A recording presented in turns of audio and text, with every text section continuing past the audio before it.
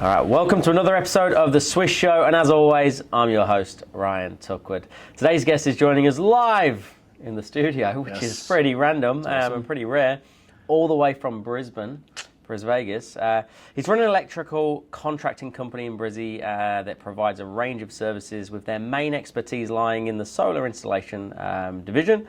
On March the 12th, 2020, he was working on a 2.5-story house with no safety protection. As he was getting off the roof, it started raining and he slipped and fell 6.5 meters straight onto the driveway, causing both of your ankles to completely shatter. Even reading that's pretty hectic. Yes. His left wrist was clean snapped, and he now has constant back pains from the compression in your spine. Unable to walk for 12 months. You had to be pushed in a wheelchair for 8 months and spent 1 month in hospital. Your injuries are lifelong, Yes. I believe. Yes, they are. Albeit, but getting better each and every single month as you adjust to a new way of walking. Yep. What I really like on the back of this, and a key focus today, is going to be your new focus moving ahead, which is the 2 Feet Foundation. Yes. A venture that you started on the back of the injury, helping people in a similar position to you, by creating an all-inclusive injury support network. So we'll find out what that exactly means. Mr. David Lloyd, welcome to the SWISH Show. How are you? That was awesome. Thank you very much. Was that all right? Don't throw that away now. We done? Nah. Yeah. No, that was awesome, mate. Thank you. It's awesome to be here. Obviously, we can get into it a bit later, but I met you at the Primal Reset. Yeah. And I just remember seeing all the SWISH crew, and I was like, geez, this whole company you've created and the atmosphere and everything was just, it's unreal. So thank you. Credit to you. But yeah, basically that is what happened to me, something I struggle with every day. Yeah.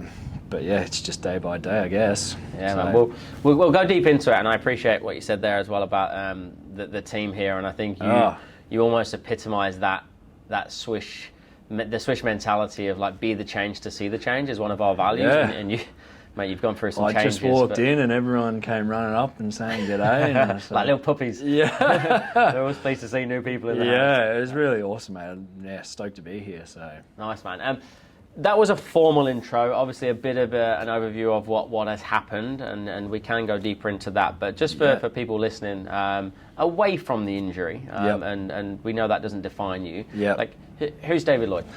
Who am I, mate? I am 31, basically been in Brizzy my whole life. 2017, started a electrical contracting business, as you said. We specialise in solar. Funnily enough, solar is what happened, or so when I was doing solar is how I've come to be how I am. Mad Liverpool supporter, as you know. It's going so well. Yeah, just because you're from Leicester. But mad Liverpool supporter. Took the dive in 2017. I knew basically my whole, like through high school and everything like that I didn't really want to work for anyone. And took the plunge in 2017 and started Delmec Electrical, and we've been, I don't know, up and down, going, you get your strong periods like right now. It's been up and down, but hopefully with this new contract we've signed, it's all looking good for next year. So when you say you knew you didn't want to work for anyone, right? Because I can't relate to that. I've always been a great employee. I never had an entrepreneurial mind, or it just wasn't around me. Like where does that come from? Is that in the family? Have they owned businesses? No one's owned a business. I don't know. I guess I'm stubborn, not so much in a bad way. I just, it sort of was like when I was an employee, most people would come to me to find out what's next to do, kind of thing. And whether that's, that's an indication of being your own boss, or whether you're a good like leading hand project manager or something. I'm not too sure, but I've just always preferred running things my own way, and I know sort of a good process on how to do stuff. So it was just always cemented in school, I think. Dad was a electrician, so I always wanted to be a sparky. And then it was really, when I was 24, 25, I sort of was like, I want to be a business owner, and 27 is when I sort of went for it. Yeah, cool. Were you like, did you play sports as a kid? I played soccer, mate. Yeah, or football. Good man. Yeah, you're on the right podcast. It's football. Yeah. So I played football for, when I was 6 all the way up until I was 17. We played it. I didn't make it like anywhere good, which is unfortunate. But so I started when I was 6 for Regent's Park, Browns Plains or Logan area. Basically, just played with them the whole time. So, were there leadership skills or traits that were coming out there? Yeah, so there was a bit of nepotism. So the bloody coach's son, classic story, was the captain. But it's so common. So there was that side. But apart from that, like, I guess in the team there was always your leadership group, and I was definitely a part of that. Yeah. And do you think, like, the lessons that you may have saw there as a kid in the sporting world, has that played a part in your business leadership skills? Or I think not just in business. I think playing group sport is vital for just everything. It teaches you wins, losses, team mentality, friendship, teamwork. Just teaches you all basic necessities that I personally think that you need. So. Do I think playing sport helped me in my business? Absolutely. But I think more so it helped me develop more as a person, for sure. Yeah, amazing. Yeah. Looking back now retrospectively, then you're obviously surrounded a lot of team sports has given you a network around you. Your dad was a Sparky, so he's in the industry.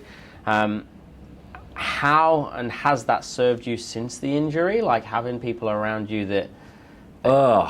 Mate, huge. Like, there's no way I would have been able to get through what I went through without my family. Like, I've got a very, very close family. I've got a very awesome fiance, and she was with you before the injury? She was. We weren't engaged, and then what she did for me while I was injured, I was like, there's no other person I'm going to be with in this world. So as soon as I I wasn't walking at stage, I was still in a wheelchair, but I went up to Westfield and got her an engagement ring as soon as I could, and I proposed to her in New Year's, just gone. Yeah, wow. Yeah, but in terms of like support network, for sure, my family were amazing. Like, everything that I needed, my missus ran out of annual leave, and then straight away Mum and Dad took me, and then I was there for a few months, and then eventually when I had to leave there and go back home, or I could go back home, they were there every single day anyway. Yeah, wow. So, yeah. Let's build up to that then. So take us back to March the 12th, 2020. Yes. We wake up, just another day. Another day, mate. But the date is just etched into me forever. Normal day, normal solar install. It was me and my apprentice, Zach, at the time. And funnily enough, we rocked up and he saw the place and he was like, I don't feel that safe getting on that roof. So he actually said that? He actually said that, yeah. Wow. And this was, here's me, bulletproof, I'm the tradie, I'll do it. So I'm like, I'll get on the roof, no dramas. So I was working along with no safety equipment. As I said, it was about 6.5, 7 meters up. And I was working along and I saw some dark clouds in the distance and I was like, shit, I gotta get off here. So as I'm walking down the roof, it started raining, and then I slipped, and I basically slipped onto my bum, and I was going down at a pretty quick speed, and I still think about this really regularly because, like, it's one of those things where it's a natural instinct in you. I'm not too sure, but I had that sense to flip onto my stomach and try to grab the gutter, but it was split-second stuff because I was traveling so fast. So as pretty much as my legs have gone off the gutter, I flipped over, tried to grab the gutter, sliced up all my fingers. So I had some really nasty gashes in my fingers, and but it basically what it did, it made me drop down like a pin. So instead of going down and then probably going on my back, I went straight down onto my ankles and just impact into the driveway. And it didn't really hit me at first, but when I went to get up, I pushed off my left wrist and I was like, oh, and then probably about 20 seconds from there, that's when the pain set in. And the pain it's hard to describe. Anyone that's gone through like a traumatic or a bad injury, it's super hard to explain the pain, but it was just like radiating through my whole body, all this pain, and I was just like, man. So the apprentice was running around freaking out. Yeah, of course. It was like, funnily enough, it reminds me, it probably wasn't like this, but because I was bleeding from the hands and it was raining, it reminded me like a scene of Saving Private Ryan, like getting dragged through the bloody rain and underneath, but it was nothing like that. But yeah, so he called the ambulance. They were there within sort of 3-4 minutes. It was pretty good how quick they got there because they were dropping off someone in the area. And the first thing they did was cut my clothes off, which was weird. But yeah, apparently with spinal injuries and stuff like that, they don't really know what to, well, they do know what to do, but they cut my clothes off, put me on the stretcher, gave me a green whistle. Green whistle did absolutely nothing. So they gave me a second one, that did absolutely nothing. And then the third thing they gave me was morphine, and that sort of did a little bit. Well, that sort of kept me content until the hospital. But yeah. Did they say that spinning around halfway down, landing like a pin, is that better than landing on your arse and potentially? See, I don't know, because feet on the ground and then the compression on the spine, just like, yeah, like my lower back just is constantly aching, like 24/7. So whether that was a defining factor in me living or not, I'm not too sure. But in saying that, I got a little bit emotional the other day because I actually was reading a story of a first-year apprentice doing the exact same thing, and he fell from the exact same height, but he ended up dying. It just really hit home for me because I was just like, it could have been me. Second, It literally could have been. I could have been that statistic or that outcome, but for some reason, you know, I probably copped maybe the best case injury out of the worst scenario possibly. I'm not sure, but yeah. Well, there's one thing you said right at the start of that. You said like leading the way and just jumping up. I don't need protective equipment. Like, is that? Without throwing anybody under the bus, is that common in the industry? It is, mate. Yeah, so there's a lot of common things in the tradie industry. That one is definitely probably number one. And is it a bravado thing? Is it an efficiency thing? I'm the leader, I'll just do it? Or? I think so, yeah. You're the alpha, you're the top dog. Yeah. You know, you're bulletproof, 10 feet tall, and, you know, I can do it. So I think for sure, like, obviously after this, it brought me back down to size pretty quick, but there's a lot of things within the trade industry would be that sort of stuff. So you're drinking beers on Friday and driving home blind as, that's definitely a big one. Wow. And then mental health within the trade industry is not spoken about at all. So they're the big three, but yeah, to touch on that one, the number one, your safety, you know, like cutting things or just whatever, your general construction and things like that, you just don't really care too much. Yeah. And does it? Is there like an underlying pressure of like I've got to be a blokey bloke? For sure. And that ties in with the mental health side of things. So you really just don't talk about it at all.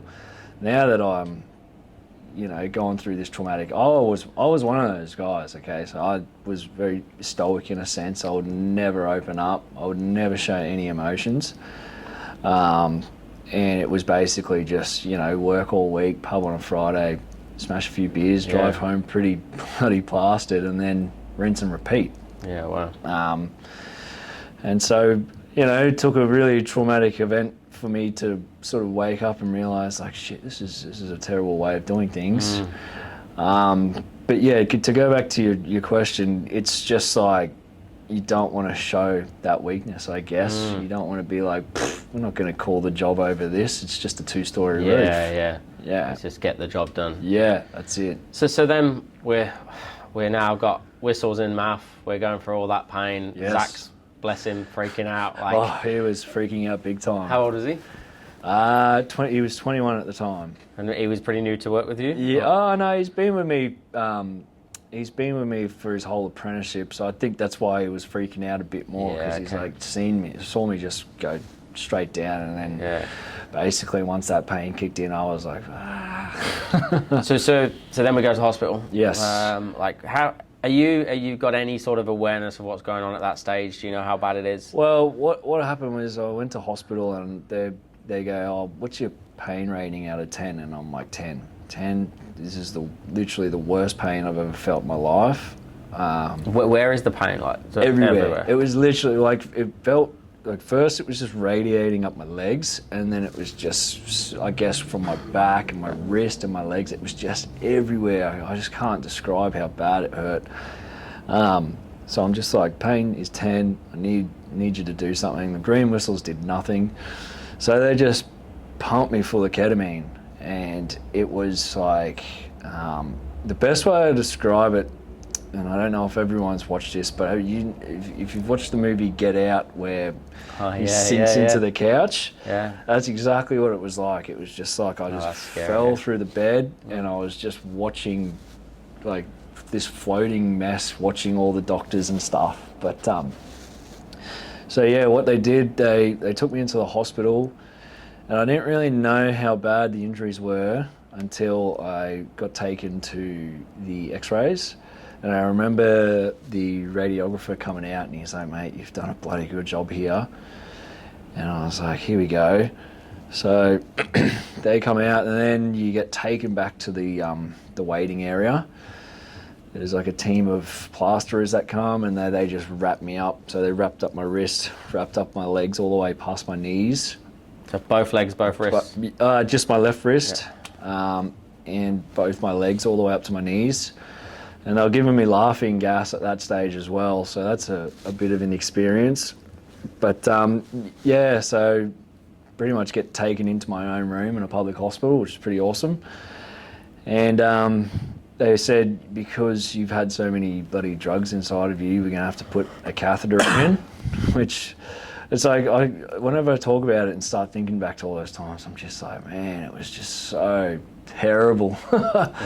But yeah, so the nurse had to feed the old catheter in, and that's an experience in itself. I don't know if you want me to go into that. I've never been through it. My wife, hopefully she don't mind me saying, has had like that, and I've been in the hospital with my dad. My dad's been through a lot as well, and I've seen my little babies going through it. But yeah, elaborate. Yeah, so basically they grab a syringe, not with bloody the needle part on it, but they put the syringe in and inject it full of numbing stuff, and then from there they just feed the tube in. And then pulling it out's like a lawnmower, mate. Yeah, that's Alicia says it's worse on the way out. Pulling it out is worse for sure. Yeah. But yeah, so they did that, and then pretty much gave me enough drugs to knock me out. And I woke up the next morning, and yeah, that's when the surgeons came in and said, you're going to be here for a while.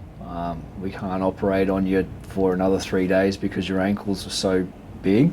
Yeah, wow. And my ankles looked like they had tennis balls stuffed into them. Like, it was crazy. So, did you see? Did they show you, or? Yeah. So like, because I could see them, like before they plastered it up, like because my legs were raised, I could see them, and mum and my missus were there at that stage, so they were showing me photos. But it's literally like two big golf balls on the side of my feet. Oh, tennis balls. Sorry. How did it? I don't know if you know, but like impacting the family initially, like that. It's a different shock, right? Yeah, it is, mate. So I got to call mum in the ambulance and my fiance. Dad was fly in, fly out at that stage. He was working over in Karratha, so he didn't get to find out till that night.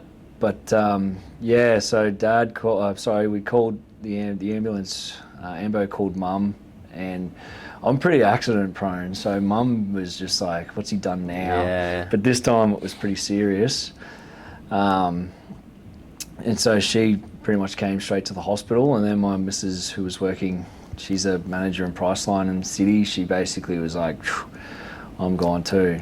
So, and then obviously mum's just gone and called my brother and sister and said David's been in a pretty bad accident this time. So, because I remember like 2001, my dad, he got diagnosed with esophagus cancer, and he's had heaps and heaps of operations. not for an accident, but just through getting the tumour. He had like the single longest non-brain surgery at the time, which was like 23 hours straight. Wow. And I remember when we went in to see him, and his whole face was like, it was like genuinely like a football, right? And he had these staples from like ear to ear. Jeez. And like both his eyes were closed completely. He couldn't talk. He had a tracheostomy in. And it was like, it was quite surreal. It was like, that's not my dad. Yeah. Like, do you know what I mean? Like there's a moment of, nah, that's not him, right? It's not happening. Have you had feedback from any of your family to suggest that it was? Yeah, with me, because I was like full of ketamine. I remember Mum coming in and I started crying, and I was just telling her that I was sorry. And I'm like, I'm so sorry. And she's like, why are you saying sorry to me? And I'm like, I think back now, and I don't know really know why. Maybe because I knew what I was about to put everyone through, looking after me or something. I'm really not too sure. But yeah, I was just like, I'm so sorry, Mum. And I was just talking about like when I was younger and all the dumb stuff that I used to do as like an early 20-year-old and things like that. And she's like, why are you telling me all of these things? So yeah, I'm not too sure, but it was a big impact on the family for sure.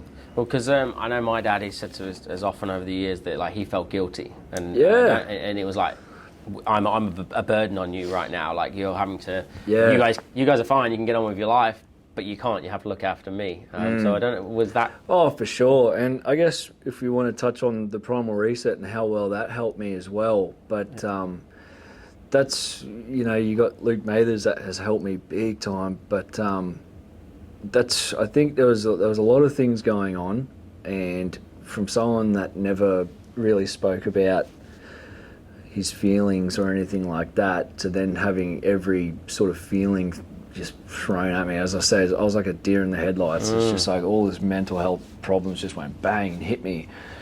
And so it took me the best part of, when was the primal reset? A few months ago now. Was it October?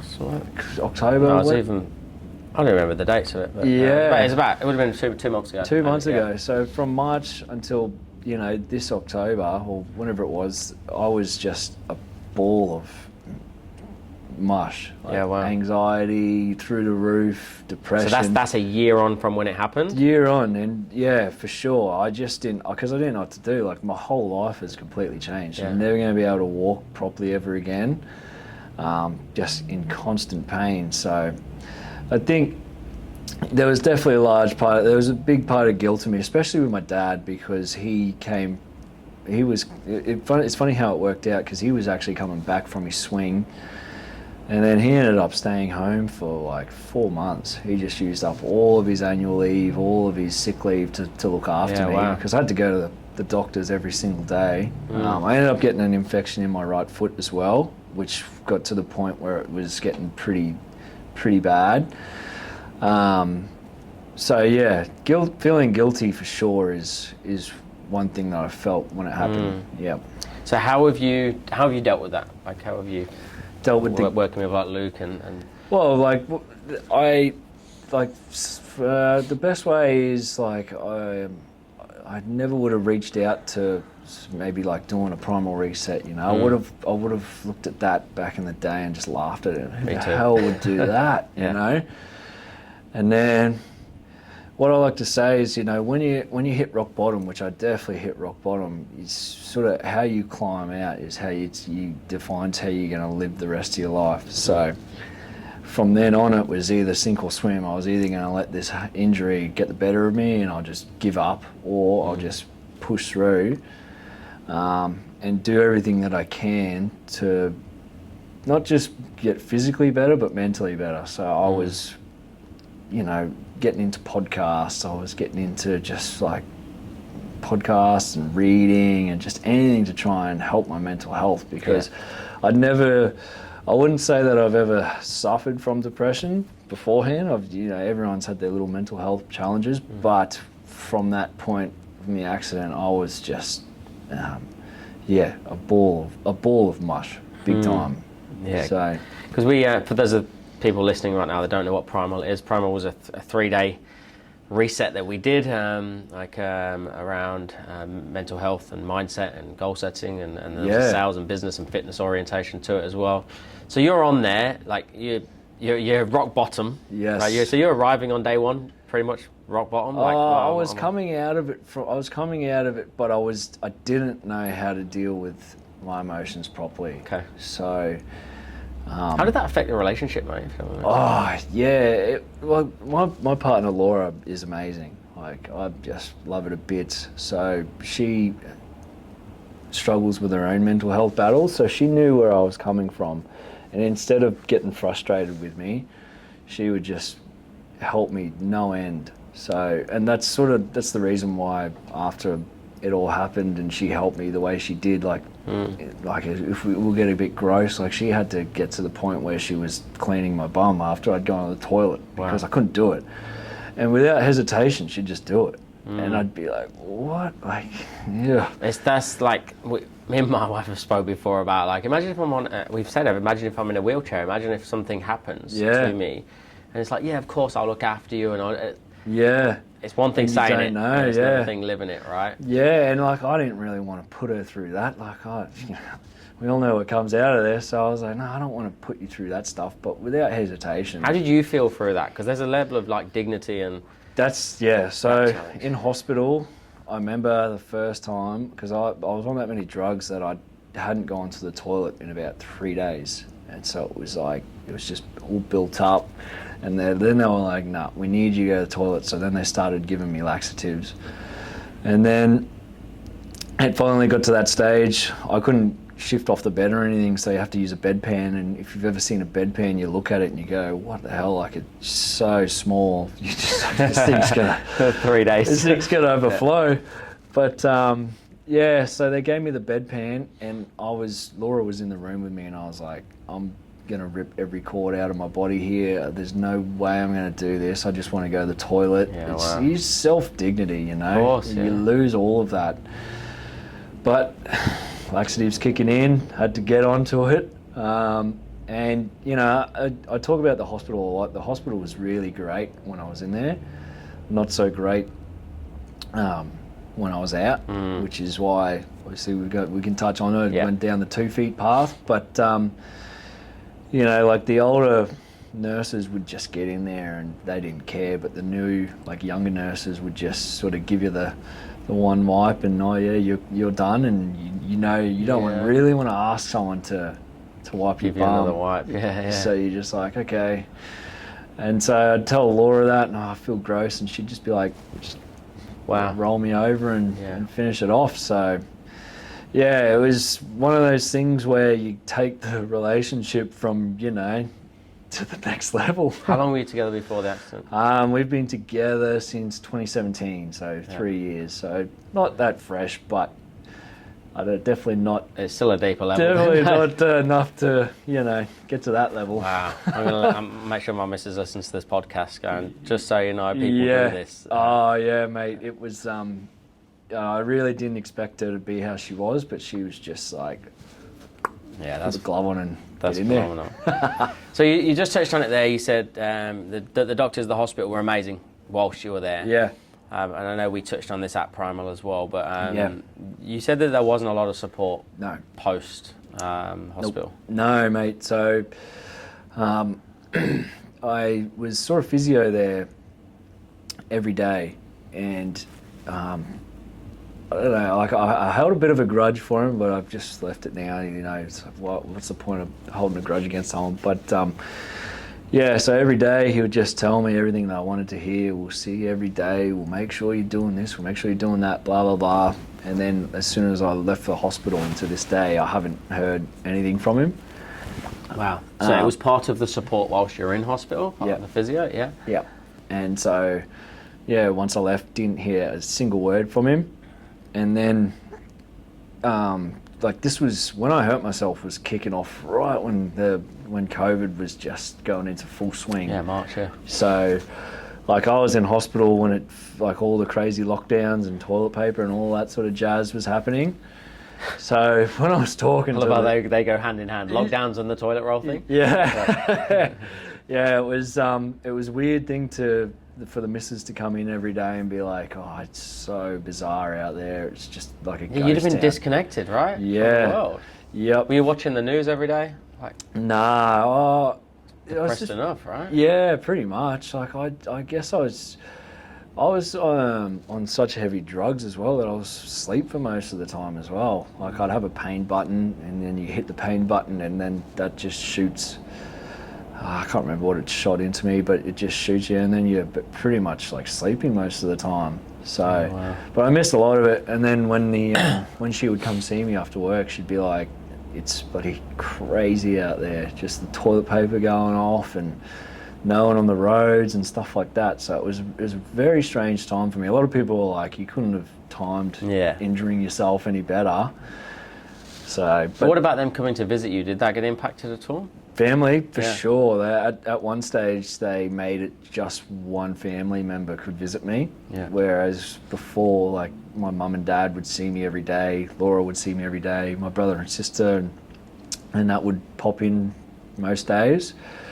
And then to go from that to waiting for Laura to finish work at 7 and then seeing her at 8. So I'd go a whole day, like literally for a month. I'd go a whole day without. No, it wasn't for a month. I think it was for about a week and a half, where it was just me in this hospital room, and I couldn't see her till about 8 p.m.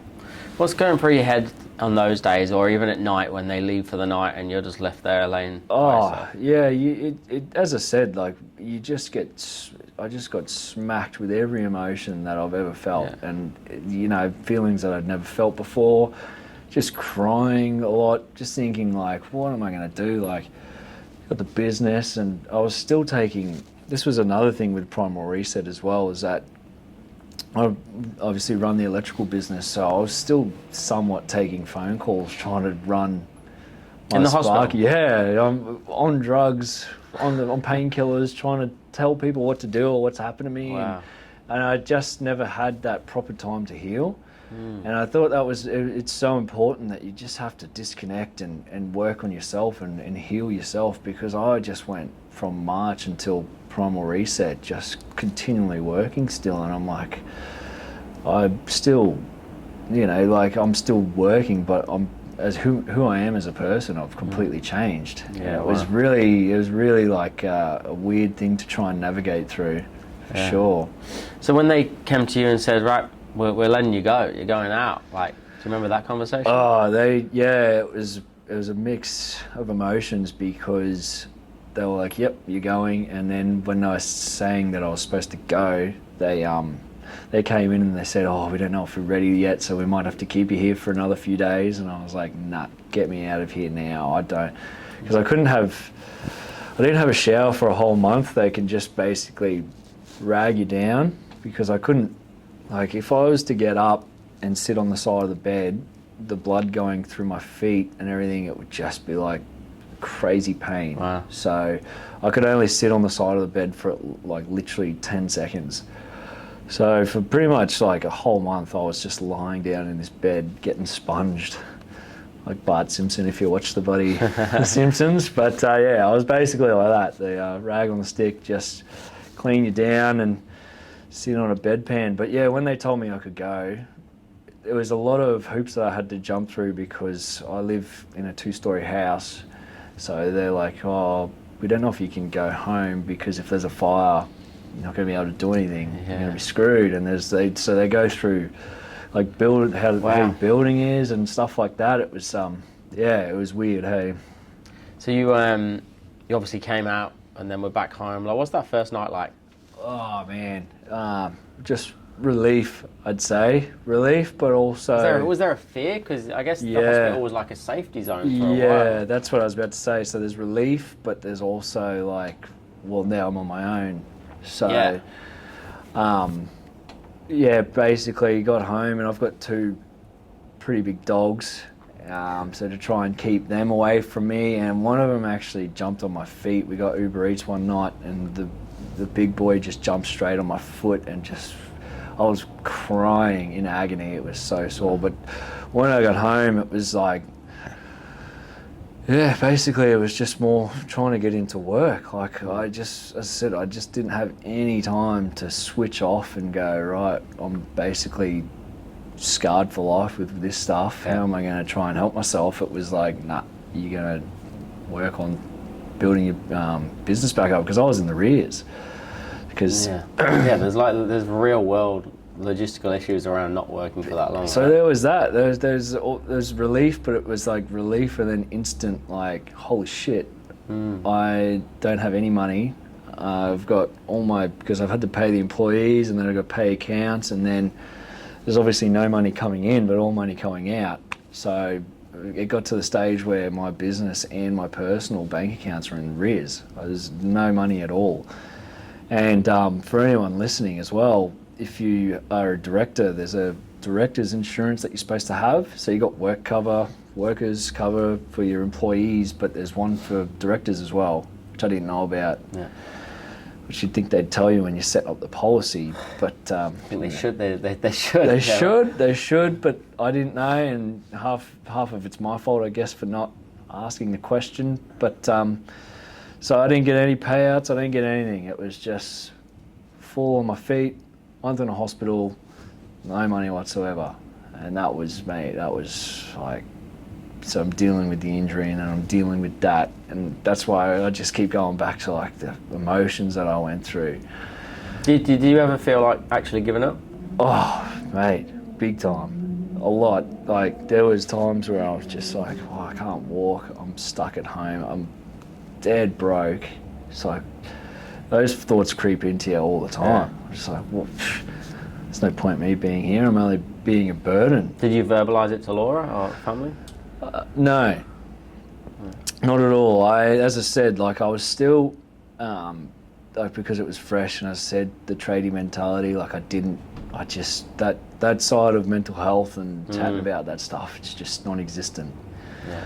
So that's why I say when you hit rock bottom, it's how you climb out of it that defines how you're going to live the rest of your life. So that's when I was just like, I just grabbed it by the bloody horns, and I was just like, nah. I'm not going to let this thing get the better of me. Yes, I'm well screwed, but I'll do everything I can to make it better. So yeah, that's when I was pretty much just got onto podcasts, reading books, reaching out to people, and just saying like, man, how do I get these thoughts and everything like that out of my head? It was just like, to give you an idea of what it was like, I was watching War of the Worlds with Tom Cruise. And it's not even a sad movie, and I was crying the whole way through it for some reason. It was just like, why am I crying through this movie? It was not even sad, but that's just where I was. I remember getting wheeled around to x-rays in the hospital, and I was just bawling my eyes out, and just like, what, like, how do you go it's just so weird. Out of the flick of a switch, your whole life can change. So like yesterday I was going to work and coming home, and now I'm in a bloody hospial bed, and I'm here for the next month. That's what scares me, that things can just be taken away from you instantly. Flick of the switch, yeah. Was there any, like, was there a book or a podcast or even just a quote or one line that you heard and you just went, I'm taking control? I follow a lot of Trade Mutt. Trade Mutt do awesome things, and I listened to a lot of their podcasts when they were making them. Obviously, they've got the tradie clothes, workwear, and they do the podcast. So I was listening to that, listening to the Luke Mathers one. Like I owe Luke Mathers so much. He's helped me immensely. He's helped a lot of people, I'm sure. But I ended up reaching out. Actually, he reached out to me on LinkedIn, and he was like, hey, I'm keen to do a podcast with you. And I was like, what? Who is this stressed Teflon bloke? And we caught up, and then that's when he really sort of like he got me to think about things a lot differently. And so if you look at the brain as, you know, it's an organ, I look at the brain as a muscle, so I just train it every day. If I don't, and just work on it every day, and just try and improve my mindset, it helps big time. It's definitely been one of the biggest factors. And one thing that he's done, which I really like, is he uses get comfortable with discomfort. I love that so much. So ever since he told me that, so probably for the last 4 months, and it doesn't even have to be a big thing. My thing is I will have a warm shower in the morning and then just dump cold on myself. And I've been doing that every single day without fail. It's just a habit now, so I don't even question it. Just the last few seconds? Oh, I'm pretty good now. Like, obviously when it was winter, I'd be like, but like then you start testing yourself. So you go, all right, I'll do 10 seconds, and then I'll do 20 seconds, and then it's really interesting to watch yourself. Just get comfortable with that discomfort, and it just starts my morning off so well now. Yeah. Like if I reckon I would be, like hungover in a sense if I didn't do it, because it throws my whole day out. It's funny. My eldest boy, Maverick, he's 3. He still jumps in the shower with me, but right at the end, he wants to do that. He wants to turn it on, dead cold, and then we both stand underneath it. I don't know why, I don't know where it's coming from. But he's got Do you enjoy it? This weird. No, I hate it. But he loves it, and he thinks it's hilarious because he knows I hate it. Well, it's one of those things. Like, I think, future Wim Hof. Yeah, there. I was about to say, like, Wim Hof's taken off big time, and a lot of people do the ice challenges and stuff like that. And it's one of those things that I don't really think is sustainable. Like, you have to be committed to it. Yeah. To just jump in an ice bath every single day. So my little thing is, I'm not going to do an ice bath every day, but I know I'm just going to dump cold water on me for 30 seconds, and it's going to start my day into how I want it to be. Yeah. So, do you think, like, often we're a product of our own process, or like for me here, I'm a product of sales training, right? I didn't believe that sales could be learned. I went through it, got results, and I'm like, all right, well, I can't be the only one that's failing and hating life. So you've come out of hospital, there wasn't the support there. You've started researching, you've found books, you've found podcasts, you found Luke, and you've realized that, holy shit, I can actually control my mind, I can actually get out of this.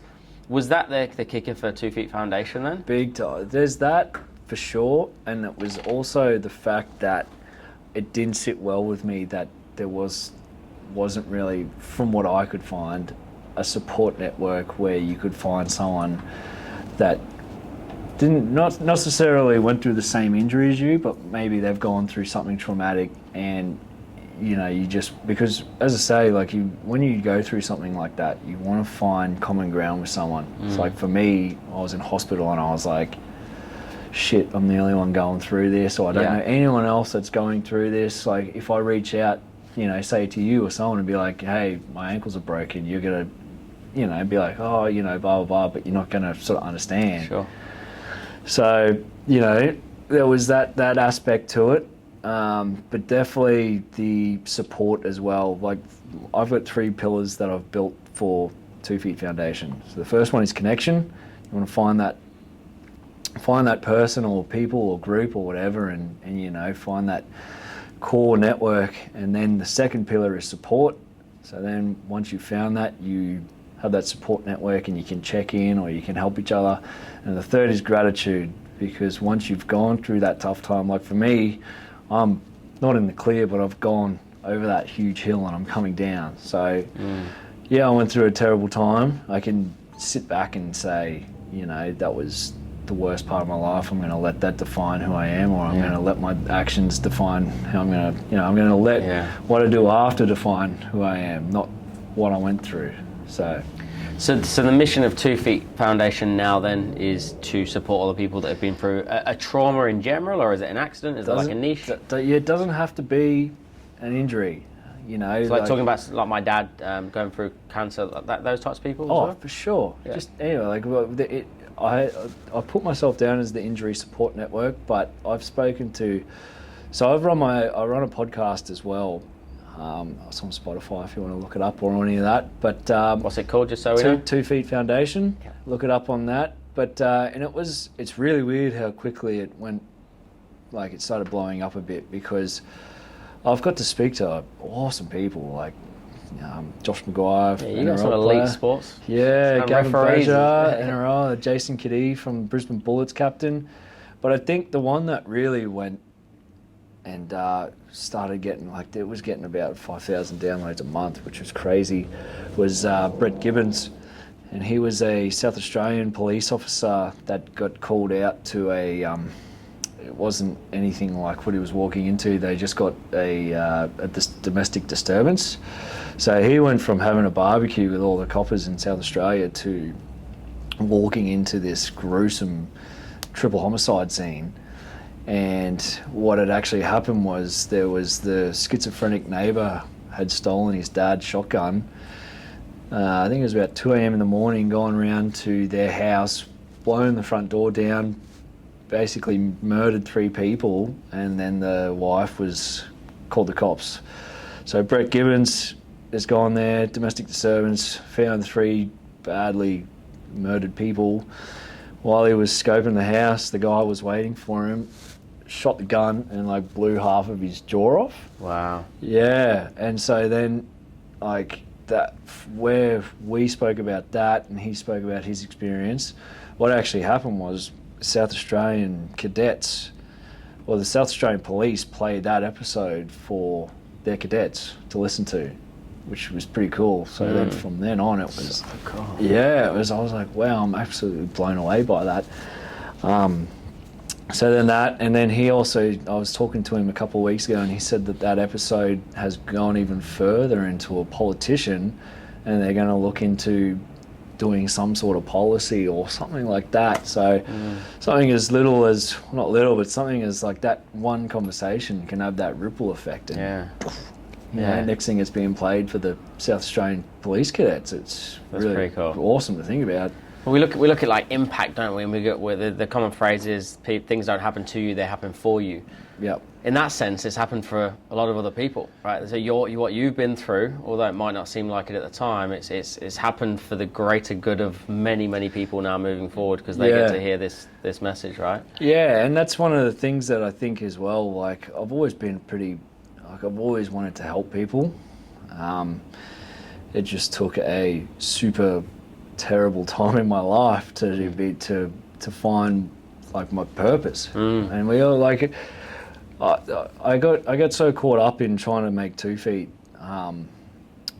such a big thing that my electrical contracting company, so you could say suffered, because I was just putting all the attention. I didn't have the balance there. I was just like, wow, new venture. It's my purpose. It's what I want to do. And so I was putting all the attention into 2 feet, and it was starting to suffer for Dominic Electrical, which is my Sparky business. So trying to find that balance into doing both things. But like I love being a Sparky. I love doing everything like that. Big solar systems on servos is what we're doing, and following those up is awesome. But it's not my purpose. It's not a passion. Yeah. And it's weird because I always thought that Delmec would be the go-to, that'd be it. Sure. And now it's like 2 feet is who I am. It's what I want to do. How do we get there sooner then, right? So how do we get there without a life-changing, like close to death event? I'd say taking a step back from your life. Like life is that fast pace where, you know, you get to that sort of certain age where you call your mates, we'll catch up, I can't do that, I'm too busy, and you just, it's like rolls on all through the year. It's real weird. So there's like habits that you can see to go, I'm in that stage now? Yeah, for sure. It's like, it's one of those things where I was just working 7 days a week through Delmec and just not taking any time off at all, and you know, just wanted to grow this business, which when you're a business owner, like, you know, you work ridiculous hours.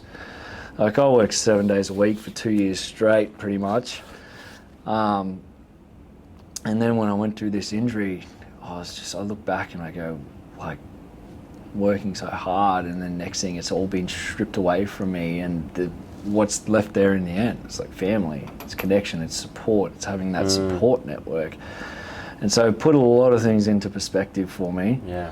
And then on the flip side of that is that I got so focused on trying to build it quickly that the other things struggled. But to go back to your question, how do you figure out that you're doing that? Yeah, as I said, just, you know, when you start delaying plans with friends or something like that, you could just be like, right, well, sometimes work isn't everything, you know. So you worked 2 years straight without any time off, which I can definitely relate to. Yes. It made me so sick. But then you had like a forced year off, essentially, because you had to. Yep. But the business is still going.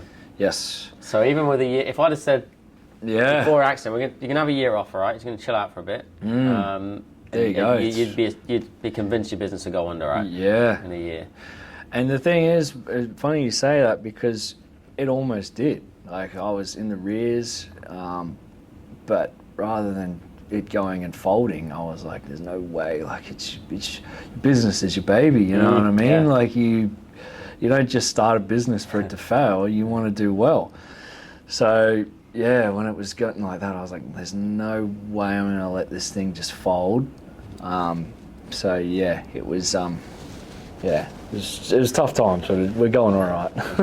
Last couple of questions, mate, because I know you've got to get back up the M1 on the road. What's 2 Feet Foundation like? How can we support it? How can people find out more about it? Yes, so you can find me. It's only a podcast, but it's in the process of becoming a not-for-profit organisation. At the moment, with the Sparky business, it's sort of gone on the back foot a little bit, but next year I'm going full steam ahead. So you find me on Facebook, Instagram, be a website soon, and just find my merch. This is the funnies I got. Pretty much all kitted out. Kitted out, got the hat. Like the hat. Yeah, mate, I'll definitely flick you one. Yeah. The flannies, if someone sees you with the flanny on or the hat and they say, that's a pretty cool flanny or a pretty cool hat, what's that all about? You can spread the 2 feet word. And so we can buy all of that? Yes, you can, not just yet. The Shopify store is currently being made. Yeah. But if you see some cool, funky looking pattern flannies and shirts and stuff like that, that's where you can find it. So across all the socials, 2 Feet Foundation? Yep, there'll be a website very soon, mate. But yeah, Facebook, Instagram, all that sort of stuff, you can find me. And Spotify, Apple Podcasts and everything for the podcast. And last question, relatively practical, I think, right? So you're in the depths of your pain, your frustration, you're maybe depressed. What can we say to people when they're like that, when they're going through trauma or they're going through an injury? Like, what's the best way to approach them? My thing would not be to look at the bigger, not look at it long term. Because when you look at it long term, like for me, they told me I wasn't going to be able to walk for a year. And so the whole time I was like, fuck, I'm not going to be able to walk for a year. When you focus on ticking small goals, so for instance, my feet were locked into 45 degrees for ages. And then when I could start moving them up and down, just small, it was like small wins. So rather than looking at the big, oh no, big doomsday, like not going to be able to walk for a year, when you break everything down into next week I'm going to move my feet this much. And then the following week I'm going to move my feet that much. You tick those boxes and it makes that experience so much better. Progression, not perfection, right? That's the one. Amazing. Thank you so much, mate. Pleasure. Thank you. Appreciate it. Mate.